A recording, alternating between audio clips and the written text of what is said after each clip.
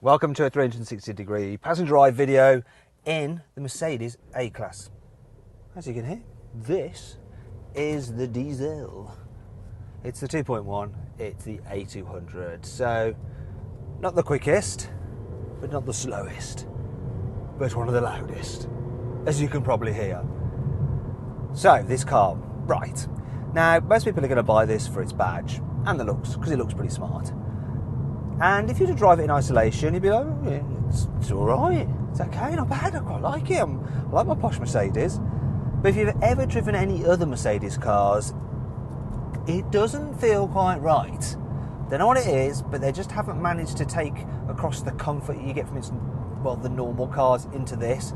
For starters, right, you sit quite low, and the suspension is quite firm, so you think it's going to be sporty, but it's actually not at all. It doesn't handle as well as a BMW 1 Series or an Audi A3. I don't know what it is. Something to do with the steering, I think. It just feels a bit weird. You can't really tell what the front wheels are doing. Also, it's quite loud inside for a Mercedes, so lots of wind whistle. On the C-Class, and certainly not on an E-Class, you don't get that kind of noise.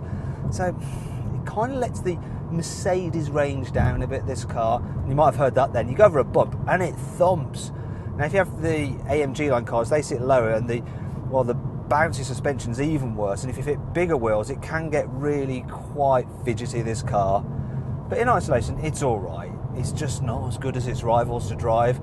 Interior design is quite nice, though. It feels sporty, and it does keep up with the rest of the Mercedes range.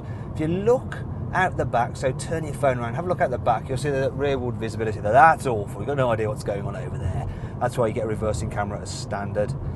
This one here, it's got what looks like an upgraded Navi screen. It's got the command system, there we go, with, well, the posh sat-nav system, and it's all right.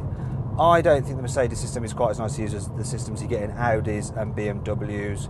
There we go, probably start blaring the radio out. There we go. I quite like that feature, that looks pretty cool.